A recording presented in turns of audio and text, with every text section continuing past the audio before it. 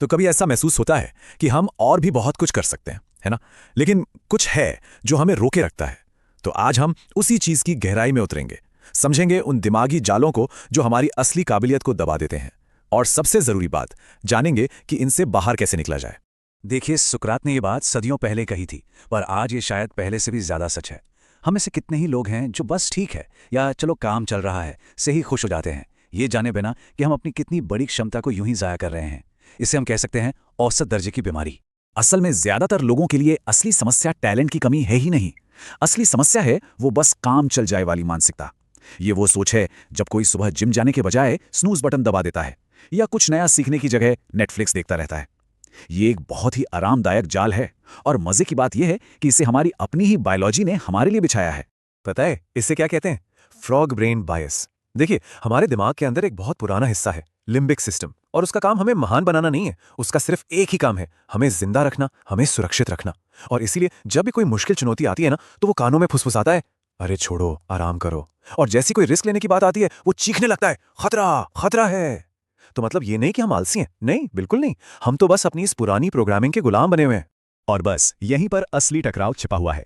हमारा दिमाग चाहता है सुरक्षा, आराम और आसानी, लेकिन असल ग्रोथ के लिए चाहिए होता है रिस्क, संघर्ष और यहां तक कि दर्द। ये हमारे अंदर हर रोज चलने वाली एक रस्साकशी है। लेकिन क्या हो अगर हम अपनी इस दिमागी प्रोग्रामिंग को बदल सकें? क्या हो अगर हम दिमाग को फिजिकली, शारीरिक रूप से मजबूत बना सकें? अच्छी खबर यह है कि न्यूरोसाइंस ने इसकी चाबी ढूंढ ली है। स्टैनफोर्ड के एक न्यूरो साइंटिस्ट हैं, डॉक्टर एंड्रू हुबरमन। उन्होंने दिमाग के एक खास हिस्से की पहचान की है जो हमारी इच्छा शक्ति, हमारी विल पावर का सेंटर है। इसका नाम है एंटीरियर मिड सिंगुलेट कॉर्टेक्स, या शॉर्ट में कहें तो AMCC। और जानते हैं सबसे दिलचस्प बात क्या है?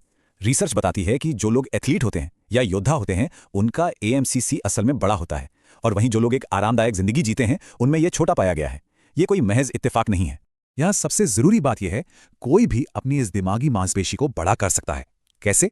हर बार जब कोई वो काम करता है जो उसका मन नहीं करना चाहता, चाहे वो सुबह जल्दी उठकर पढ़ना हो या कोई मुश्किल काम पूरा करना हो, वो असल में इसे मजबूत कर रहा होता है।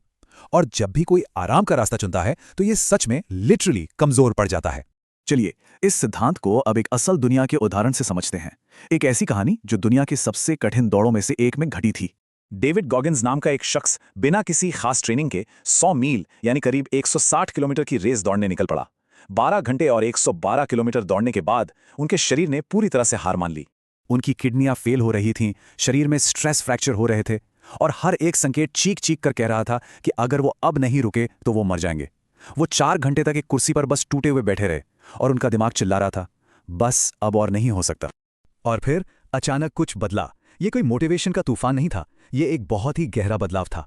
उन्होंने ये सोचना बंद कर दिया कि मैं एक इंसान हूं जो दौड़ रहा है। इसके बजाय उन्होंने अपनी पहचान को ही बदल दिया। उन्होंने सोचा, मैं वो हूं जो कभी हार नहीं मानता। ये पहचान का एक बुनियादी बदलाव था। और जानते हैं, उसी एक पल में उन्होंने 40% रूल की खोज की। ये नियम कहता है कि जब हमारा दिमाग हमें बताता है कि बस अब हिम्मत पूरी तरह खत्म हो चुकी है, तब असल में हमने अपनी क्षमता का सिर्फ 40% ही इस्तेमाल किया होता है। हमारे अंदर अभी भी 60% का एक बहुत बड़ा रिजर्व टैंक बाकी होता है। ये खोज हमें एक बहुत जरूरी बात बताती है, वो ये कि उस बचे हुए 60% को अनलॉक करने की चाबी मोटिवेशन या प्रेरणा में नहीं है। देखिए, मोटिवेशन पेट्रोल की तरह है। वो आपको कुछ देर तो चलाएगा, लेकिन फिर खत्म हो जाएगा। अगर स्थायी बदलाव लाना है तो एक नया इंजन चाहिए, और वो इंजन है हमारी पहचान। ये गहरी समझ कि हम असल में कौन हैं। याद है वो AMCC? हर बार जब कोई किसी मुश्किल को पार करता है तो वो उसे मजबूत कर रहा होता है। विज्ञान इसे विनर इफेक्ट कहता है। ऐसा करने पर दिमाग में डोपामीन रिलीज होता है, जो दिमाग को जीत के लिए दोबारा तैयार करता है, और धीरे धीरे जीतना एक आदत बन जाती है। तो सवाल यह है कि ये होगा कैसे? चलिए एक सिंपल से 3 स्टेप फ्रेमवर्क की बात करते हैं। सबसे पहला स्टेप, सेफ खेलना बंद कर दीजिए। ऐसे गोल बनाइए जो थोड़ा सा डराएं। दूसरा, 40% रूल को अपनाइए। मतलब जब दिमाग कहे बस अब नहीं हो सकता, तो सिर्फ 5 मिनट और टिक जाइए, या बस एक और सवाल हल कर लीजिए। यही वो छोटी छोटी आदतें हैं जो डिसिप्लिन बनाती हैं। और तीसरा, और ये बहुत जरूरी है, विक्टिम बनना छोड़ दीजिए। अपनी परेशानियां और उनके हल दोनों की जिम्मेदारी खुद उठानी होगी। लेकिन हर रोज इस तरह के संघर्ष को चुनना इतना जरूरी क्यों है?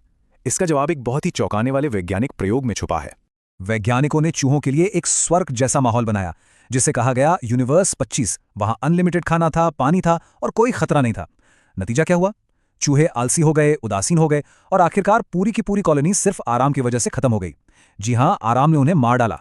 और यही जिंदगी का सबसे बड़ा विरोधाभास है। संघर्ष जिंदगी को एक मतलब देता है, जबकि आराम की लगातार खोज एक तरह की धीमी आध्यात्मिक मौत की ओर ले जाती है। हमारे सोफे, हमारे फोन, हमारी आधुनिक सुविधाएं, ये सब हमारे लिए यूनिवर्स 25 का ही एक रूप बन सकते हैं। कहते हैं कि आखिर में हर किसी के सामने दो लोग खड़े होंगे, एक वो इंसान जो वो बना और दूसरा वो इंसान जो वो बन सकता था। एक अच्छी जिंदगी का पैमाना बस यही है कि इन दोनों के बीच की दूरी कितनी कम है। तो जब ये यात्रा खत्म होगी तो सामने कौन मिलेगा? ये चुनाव आखिरकार हर किसी को